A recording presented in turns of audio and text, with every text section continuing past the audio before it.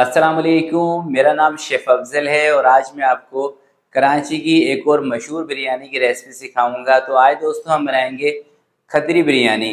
कराची के अंदर हर इलाके की बिरयानी का अपना अपना नाम है और यकीन करें दोस्तों, टेस्ट भी सबका अलग अलग है और बनाने का तरीका भी सबका अलग अलग है अपने अपने हिसाब से।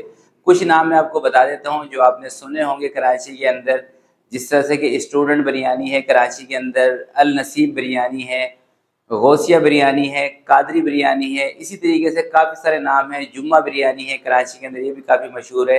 तो आज जो रेसिपी मैं आपको सिखाऊंगा ना खदरी बिरयानी की, इसकी ख़ास बात ये है कि एक तो ये थोड़ी सी जूसी बनती है और दूसरा दोस्तों ये थोड़ी सी स्पाइसी बनती है और बहुत ही टेस्टी इंशाल्लाह ये बनेगी। आपने पहले भी मेरी बहुत सारी बिरयानी की रेसिपीज ट्राई की हैं और वो बनाकर भी आपको मज़ा आया है और इंशाल्लाह जब भी आप मेरी इस रेसिपी से खतरी बिरयानी बनाएंगे ना तो इंशाल्लाह आपका दिल खुश होगा, इतनी ज़बरदस्त रेसिपी है।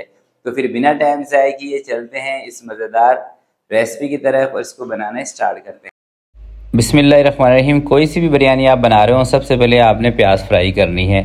तो मैंने 4 प्याज ली हैं मीडियम साइज़ की और इसको ब्राउन होने देंगे प्याज को, क्योंकि प्याज का ऑयल भी हमें चाहिए होता है और फ्राई प्याज भी। और फ्राई प्याज वही सही होती है जो आप खुद फ्राई करें। बाज़ार वाली प्याज के अंदर कॉर्नफ्लोर होता है और उसका इतना टेस्ट नहीं आता। प्याज ब्राउन हो गई है, इसको अलग कर लेंगे। अब दोस्तों मैंने रख लिया है एक पतीला, इसके अंदर 2 कप कुकिंग ऑयल के शामिल कर रहा हूँ और ये ऑयल है फ्राई प्याज का, ठीक है। अब इसके अंदर 1.5 किलो टमाटर शामिल कर रहा हूँ। खतरी बिरयानी के अंदर दोस्तों टमाटरों का इस्तेमाल ज़्यादा किया जाता है, ये ख़ास बात होती है खतरी बिरयानी की। दूसरी, अगर आप बिरयानी बना रहे हो आपने देखा भी होगा कि उसके अंदर मैं इतने टमाटर इस्तेमाल नहीं करता हूँ। 4 चम्मच अदरक और लहसुन का पेस्ट और 4 चम्मच हरी मिर्चों का पेस्ट इसके अंदर मैंने शामिल कर दिया है, तेज़ वाली हरी मिर्चों का। 3 चम्मच लाल मिर्चों का पाउडर इसके अंदर शामिल कर रहा हूँ और 3 चम्मच इसके अंदर दोस्तों नमक शामिल कर रहा हूँ। नमक कम ज़्यादा थोड़ा सा आप अपने हिसाब से रख लें। वैसे मैं हमेशा आपको ये कहता हूँ कि बिरयानी में नमक परफेक्ट होना चाहिए, नमक कम होगा तो टेस्ट बिरयानी में नहीं आता। हल्दी 2 चम्मच इसके अंदर शामिल करनी है और ज़ीरा पाउडर इसके अंदर 2 चम्मच शामिल करना है। धनिया जो है, धनिया सूखा, इसका इस्तेमाल थोड़ा सा ज़्यादा होता है, इसलिए इसके अंदर मैं 3 चम्मच शामिल कर रहा हूँ कूटा हुआ धनिया।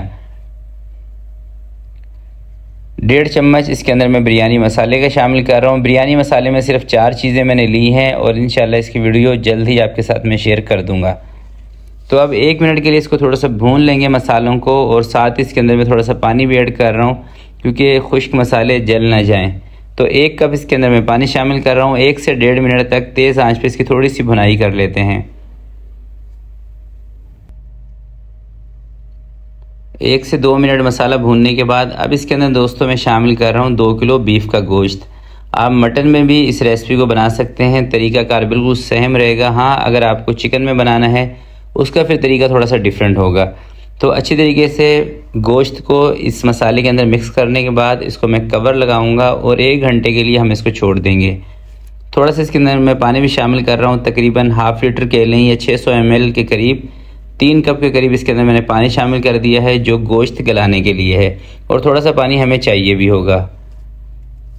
तो ये देखें दोस्तों, मैंने 2 किलो सेला चावल लिए थे। तकरीबन इनको आपने 3 घंटे तक भिगोना होता है, 2 से 3 घंटे सेला चावल आपने लाजमी भिगोने हैं। और ये है बिरयानी का हरा मसाला जिसके अंदर फ्राई प्याज है, 2 नींबू हैं, कोई 10 से 12 आलू बखारे, 10-12 हरी मिर्चें, थोड़ा सा धनिया, थोड़ा सा पुदीना। ये मसाला दोस्तों हमें दम के टाइम चाहिए होगा, इसलिए आपने पहले से ही इसको इस तरह से रेडी करके रख लेना है।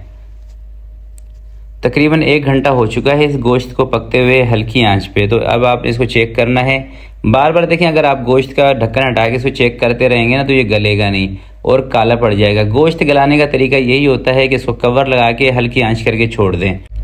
अब दोस्तों इसके अंदर मैं बिरयानी मसाला दोबारा से शामिल कर रहा हूँ। 1.5 चम्मच हमने पहले इसमें बिरयानी मसाला शामिल किया था, 1.5 चम्मच अब इसके अंदर मैं शामिल कर रहा हूँ। अच्छा, इस बिरयानी मसाले के अंदर 4 चीज़ें हैं, एक सब्ज़ी इलायची है, लौंग है, बादियान का फूल है और बड़ी इलायची है। ये 4 गरम मसाले की जो चीज़ें हैं इससे मिला के बिरयानी मसाला मैंने बनाया है। थोड़ा सा जायफल जवात्री का पाउडर इसमें मैंने शामिल किया है और चाइनीज़ नमक 3 से 4 चम्मच इसके अंदर मैंने केवड़ा वाटर भी शामिल कर दिया है। अगर इसकी जगह पर आपके पास हो केवड़ा एसेंस तो फिर आपने 4-5 ड्रॉप शामिल करने हैं। बाकी जो हरा मसाला हमने बनाया था वो लगा दिया है और आधे चम्मच से भी कम इसके अंदर मैं जर्दे वाला कलर शामिल कर रहा हूँ। कलर आपने पानी के बीच में रखना है। और ये देखें कौरमे के अंदर आपको पानी नज़र आ रहा है ना, ये देखें तकरीबन 2 से 2.5 कप के करीब इसमें पानी है। तो इसका मैं चूल्हा बंद करके इसको ज़रा साइड पर कर देता हूँ। और अब दोस्तों हम चावलों को उबालेंगे। तो चावल उबालने के लिए देखें पानी में उबाल आ गया है। थोड़ा सा गरम मसाला साबुत इसमें शामिल करना है। गरम मसाले में तकरीबन सारी ही चीज़ें हैं, बस 1 छोटा चम्मच आपने सौंफ का इसमें शामिल करना है। 4 से 5 चम्मच इस पानी के अंदर आपने नमक शामिल करना है। नमक थोड़ा सा ज़्यादा होना चाहिए इसके अंदर। पानी के अंदर नमक तेज़ होगा तो आपकी जो बिरयानी है इसमें नमक बिल्कुल परफेक्ट रहेगा। अगर पानी में आपका नमक कम होगा तो बिरयानी में दोस्तों नमक आपका फीका रह जाएगा। चाहे आपका कौरमे में भी नमक ज़्यादा होना, फिर भी चावलों में नमक फीका रहेगा। तो तेज़ आंच पर आपने एक उबाल इसको करा लेना है। एक उबाल आने के बाद आंच को थोड़ा सा हल्का कर दें ताकि चावल अपना ज़ोर लगाएं और अपनी लेंथ को इंक्रीज़ करें। यही दोस्तों तरीका होता है देगी बिरयानी बनाने का। और इन चावलों को मैंने गलाना है तकरीबन 80% के करीब, क्योंकि आपको याद होगा कि कौरमे में ना मैंने पानी छोड़ा था। और ये जो कौरमे में पानी छोड़ने वाली आपको बात बताता हूँ ना, ये हर बिरयानी जो भी देगी बिरयानी आप देखेंगे ना, उसका कभी भी कौरमा खुश्क नहीं रखा जाता, उसके कौरमे के अंदर पानी छोड़ा जाता है। और उसका तरीका यही होता है कि जो नीचे आपने चावल डालने हैं ये थोड़े से आपने खड़े रखने हैं, यानी कि 2 कनी इसको छोड़ना है चावलों को। और जैसे ही आप इसके अंदर चावल डालेंगे आपने इसकी जो आँच है ना उसको तेज़ कर देना है। तो ये देखिए आधे चावल तकरीबन मैंने इसके निकाल दिए हैं। और ये जो आधे चावल बचे हुए हैं ना, इनको 1 से 2 मिनट तक हम और पका लेंगे ताकि ये थोड़े से और गल जाएं, यानी कि ये 90-95% तक हो जाएं। ये देखिए मैं आपको दिखा भी रहा हूँ। तो ये चावल हमारे 90-95% तक गल गए हैं। इसको स्टैंडर पर निकाल के इन्हीं चावलों के ऊपर आपने डाल देना है। और एक बात मेरी याद रखिएगा कि इस स्टेज पर आपने आँच लाजमी तेज़ कर देनी है। आँच तेज़ करेंगे तो जो कौरमे के अंदर पानी था वो सारा पानी चावल उठा लेंगे।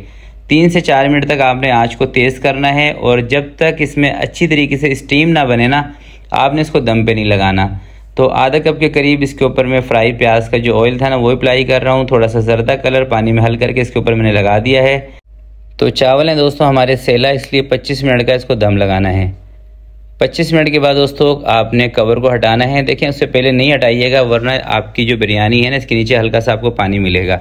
25 से 28 मिनट आपने दम पे इसको लाजमी लगाना है।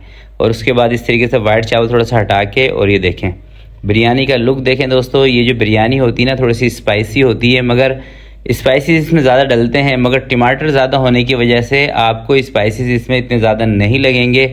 बहुत ही टेस्टफुल बनती है। और इंशाल्लाह जब भी आप इस तरीके से ये खतरी बिरयानी बनाएंगे ना, मुझे पूरा यकीन है आपका दिल खुश हो जाएगा। इतनी ज़बरदस्त रेसिपी है।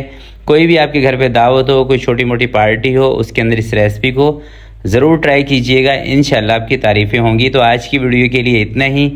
आपसे मिलते हैं किसी नेक्स्ट वीडियो में। तब तक के लिए अपना बहुत सारा ख्याल रखिएगा, अपने वालिदैन का ख्याल रखिएगा। अल्लाह हाफिज़।